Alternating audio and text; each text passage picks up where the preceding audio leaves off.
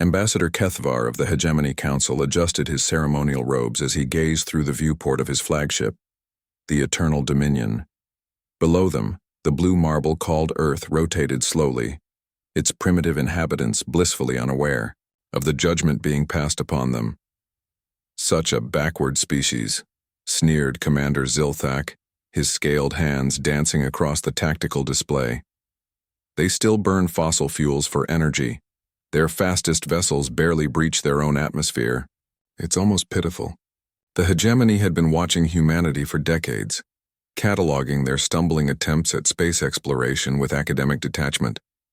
While civilizations across the galaxy had mastered faster-than-light travel millennia ago, humans were still celebrating the crude rockets that could barely reach their own moon.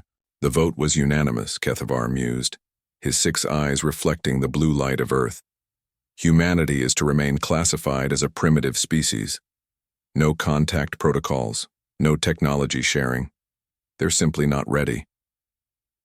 The decision had been easy. The galactic hegemony standards were clear.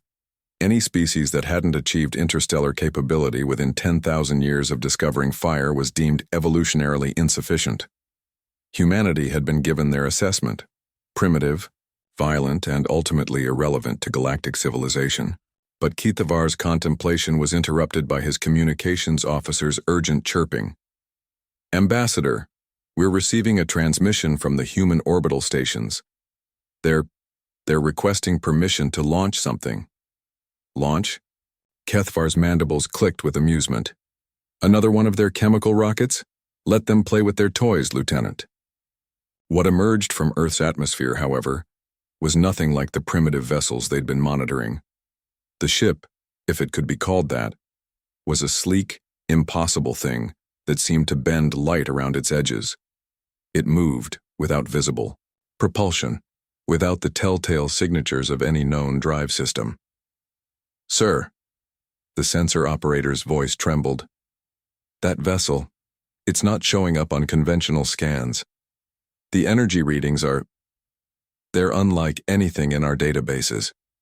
Captain Sarah Chen stood on the bridge of humanity's first true starship, the Prometheus Dawn. For 50 years, while the galaxy had watched and dismissed them, humanity had been working. Not on better rockets or faster chemical engines, but on something else entirely. "Target acquired, Captain," reported her weapons officer. "Kepler 442b's larger moon, as requested." Sarah nodded. The demonstration had been planned carefully. Humanity had detected the hegemony's surveillance decades ago, had known they were being judged and found wanting. They'd let that judgment stand while they pursued a different path entirely. While other species had focused on conquering distance, humanity had focused on conquering physics itself. "Quantum singularity drive online," announced the chief engineer. "Dimensional fold weaponry armed and ready." The Prometheus Dawn had been built in secret, in the shadow of Jupiter's radiation, using principles that the galaxy's greatest minds had deemed impossible. Humanity had looked at the fundamental forces of reality and asked not, "How do we work within these limits?" but "How do we make these limits work for us?" "Fire," Sarah commanded quietly. The weapon didn't unleash energy, in any conventional sense. Instead, it reached across the void and simply convinced a small section of spacetime that it would prefer to be somewhere else. The fold in reality opened like a surgical incision, perfectly straight and impossibly sharp.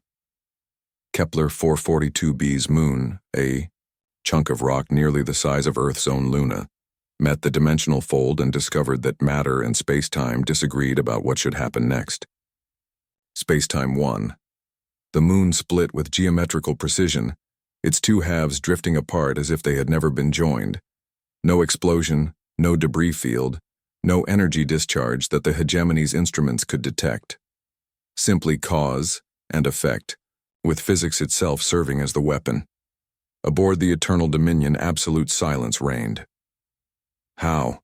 whispered Commander Zilthak, his tactical display showing readings that shouldn't exist. "That's impossible. Matter manipulation at that. Scale requires energy equivalent to several stars.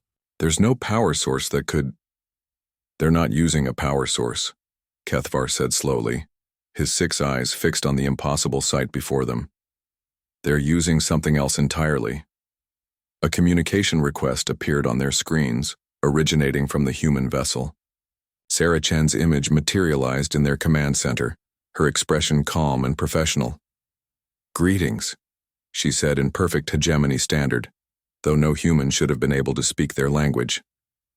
"I am Captain Sarah Chen of the Earth vessel Prometheus Dawn. I believe you've been observing our species for some time." Kethvar found his voice after several moments. How did you accomplish this?" Sarah smiled. "You've been watching us try to build bigger rockets, faster engines, more powerful reactors.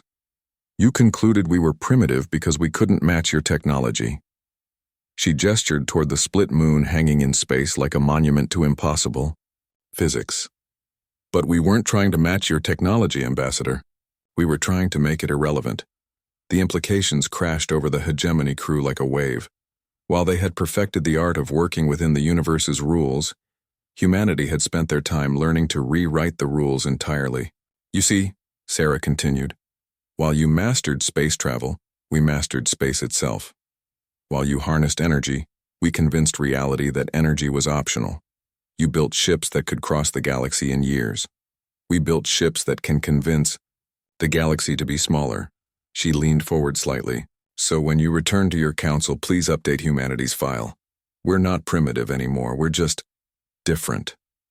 The transmission ended, leaving the hegemony ship alone with the evidence of humanity's true capabilities hanging in the star-filled void. The split moon would remain there for millennia, a perfect demonstration that the universe's youngest species had just become its most dangerous. Not through conquest or aggression, but through the most human trait of all. Looking at an impossible problem and asking, "But what if it isn't?" The primitive species had just taught the galaxy that sometimes evolution takes a different path entirely.